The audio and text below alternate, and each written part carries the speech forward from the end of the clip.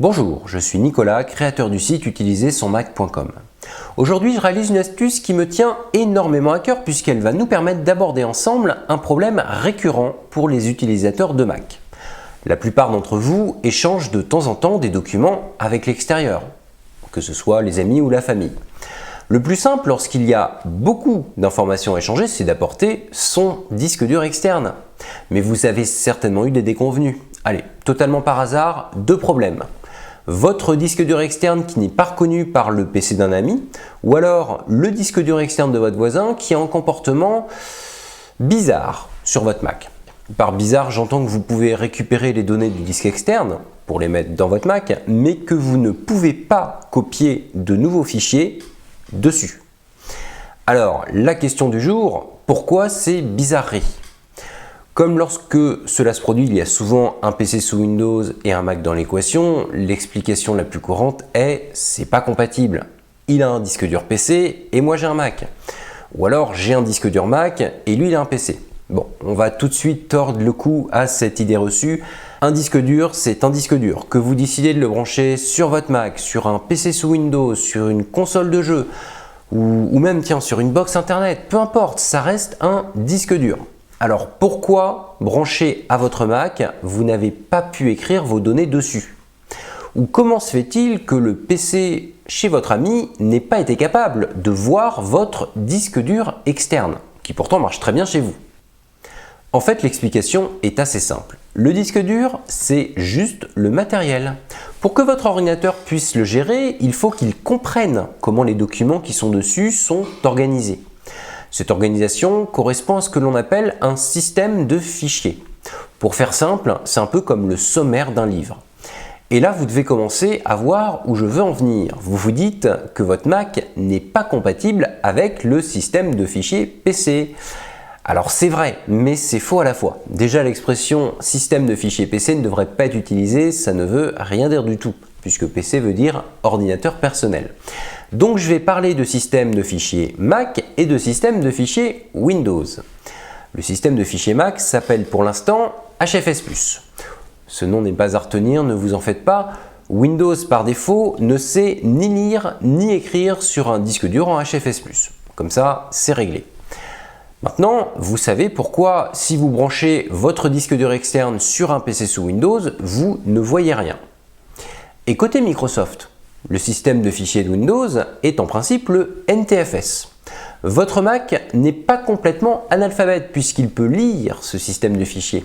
C'est donc pour cela que si vous branchez le disque dur d'un ami qui est sur Windows, vous pourrez voir et même récupérer les documents du disque dur externe. Par contre, un Mac ne peut pas écrire sur un disque en NTFS, d'où l'impossibilité de modifier un fichier de ce stockage externe. Donc comment allons-nous nous en sortir? Car le but de cette astuce, bien sûr, c'est de vous trouver une solution. En fait, nous allons faire comme avec les clés USB. Lorsque l'on vous prête une clé USB, vous n'avez en principe pas ce problème. Pourquoi? Parce que son système de fichiers est la FAT32.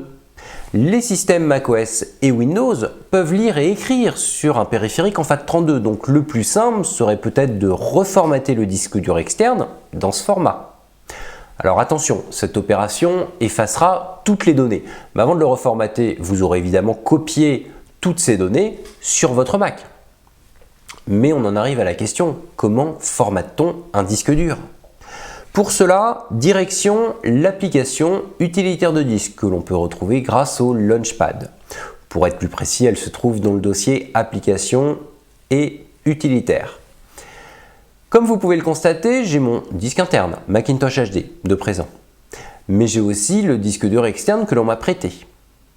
La partition de ce disque est bien sûr au format NTFS, donc un petit formatage s'impose plus que jamais.